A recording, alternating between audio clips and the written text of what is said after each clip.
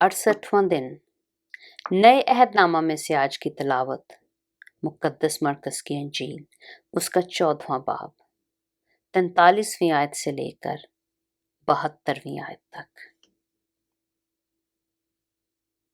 वो ये कह ही रहा था कि फिलफौर यहूदा जो उन 12 में से था और उसके साथ एक भीड़ तलवारें और लाठियां लिए हुए सरदार काहनों और फकीहों और बुजुर्गों की तरफ से आ पहुंची, और उसके पकड़वाने वाले ने उन्हें ये निशान दिया था कि जिसका मैं बोसा लूं वही है, उसे पकड़कर हिफाजत से ले जाना। वो आकर फिलफौर उसके पास गया और कहा, ऐ रब्बी, और उसके बोसे लिए। उन्होंने उस पर हाथ डालकर उसे पकड़ लिया। उनमें से जो पास खड़े थे, एक ने तलवार खींचकर सरदार काहन के नौकर पर चलाई और उसका कान उड़ा दिया। यसु ने उनसे कहा, क्या तुम तलवारें और लाठियां लेकर मुझे डाकू की तरह पकड़ने निकले हो? मैं हर रोज तुम्हारे पास हैकल में तालीम देता था और तुमने मुझे नहीं पकड़ा, लेकिन ये इसलिए हुआ है कि नविश्ते पूरे हों। इस पर सब शागिर्द उसे छोड़कर भाग गए, मगर एक जवान अपने नंगे बदन पर महीन चादर ओढ़े हुए उसके पीछे हो लिया।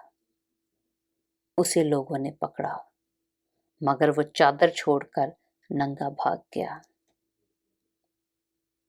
फिर वो यीशु को सरदार काहिन के पास ले गए, और सब सरदार काहिन और बुजुर्ग और फकी उसके हाथ जमा हो गए। और पतरस फासला पर उसके पीछे पीछे सरदार काहिन के दीवान खाना के अंदर तक गया और प्यादों के साथ बैठकर आग तापने लगा।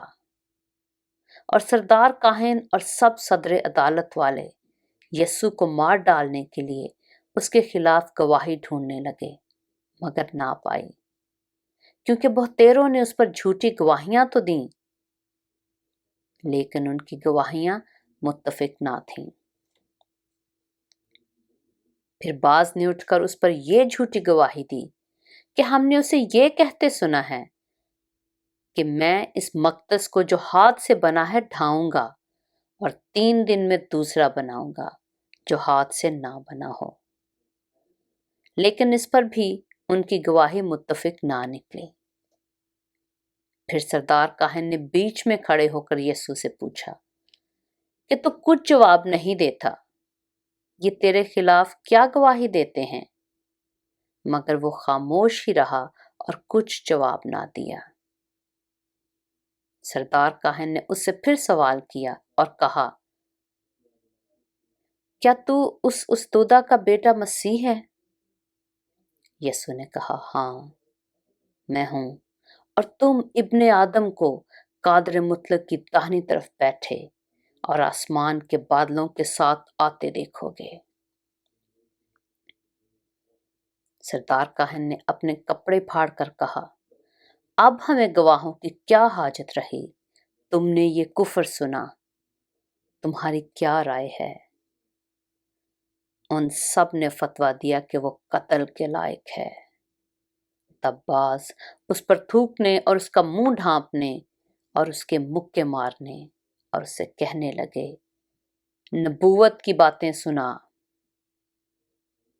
और प्यादों ने उसे तमांचे मार मार कर अपने कब्जा में लिया। जब पतरस नीचे सहन में था तो सरदार काहिन की लौंडियों में से एक वहां आई और पतरस को आग तापते देखकर उस पर नजर की और कहने लगी, तू भी उस यसु नासरी के साथ था? उसने इनकार किया और कहा कि मैं तो ना जानता हूं और ना समझता हूं कि तू क्या कहती है। फिर वो बाहर ड्योढ़ी में गया और मुर्ग ने बांग दी। वो लौंडी उसे देखकर उनसे जो पास खड़े थे फिर कहने लगी, ये उनमें से है। मगर उसने फिर इनकार किया। और थोड़ी देर बाद उन्होंने जो पास खड़े थे پطرس سے پھر کہا، بے شک تو ان میں سے ہے، کیونکہ تو گلیلی بھی ہے۔ مگر وہ لعنت کرنے اور قسم کھانے لگا کہ میں اس آدمی کو جس کا تم ذکر کرتے ہو نہیں جانتا۔ اور فی الفور مرغ نے دوسری بار بانگ دی۔